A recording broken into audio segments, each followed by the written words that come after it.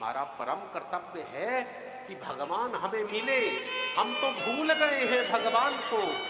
जब हम गर्भ में होते हैं ना, जब कीड़े काटते हैं, जब हमें तकलीफ होती है, तो जीव क्या बोलता है गरुड़ पुराण के अनुसार कि हे भगवान मुझे इस बार निकाल दो, मैं आपका जप करूंगा, आपका तप करूंगा, आपसे दूर नहीं जाऊंगा। ये गर्भ में बहुत कष्ट होता है, भगवान एक बार निकाल दो।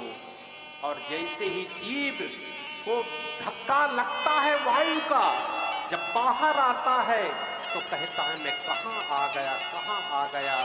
और जैसे ही आगे धीरे धीरे बड़ा होता है, सब भूलता जाता है।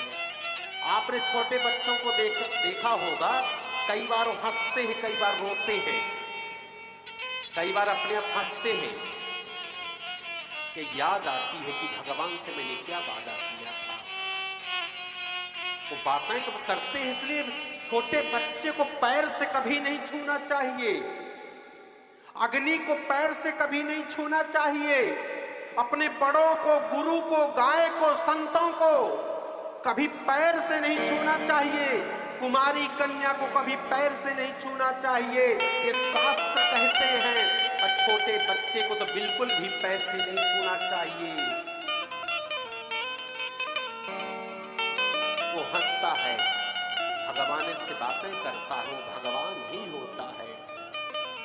कि भगवान कहते क्यों आनंद आ रहा है ना दूध पी करके, हंसता है, मुस्कुराता है, और बाद में जैसे ही रसमलाई खाया सब कुछ भूल जाता है। गोविंद इंतजार में रहते हैं कि मेरा बेटा मुझे भूल गया तो कब आएगा, लेकिन सब कुछ भूल जाता है, कुछ उसे याद नहीं रहता। जिसे हमें याद रखना चाहिए उसे भूल जाते हैं, और जिस संसार को हमें भुला देना चाहिए उसे दिल में बसा लेते हैं। ये कितना दुर्भाग्य हम लोगों का महाराज।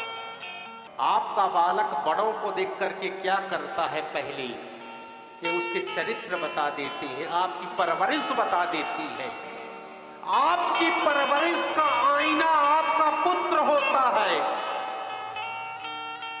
आपको कहना ना पड़े, उस संत को देख करके, ब्राह्मणों को देख करके, माता पिता को देख करके, बड़ों को देख करके, बुजुर्ग को देख करके वह साष्टांग प्रणाम कर ले तो आपने अच्छी परवरिश की है। वो आपका हस्ताक्षर है, आपका पुत्र बंधुओं। जो कहने से करे वो मध्यम श्रेणी का है, और जो बिना कहे कर ले उच्च श्रेणी का है। इसलिए अपने पुत्र को संस्कार दीजिए, अपने बालकों को साष्टांग प्रणाम की परंपरा को सिखाइए। 16 संस्कार तो नहीं रहे, अब एक जन्म हो जाता है, एक मृत्यु संस्कार हमारा हो जाता है, बाकी तो सब भुला दिए। कम से कम ये प्रणाम करने का जो संस्कार है ये जागृत रहना चाहिए।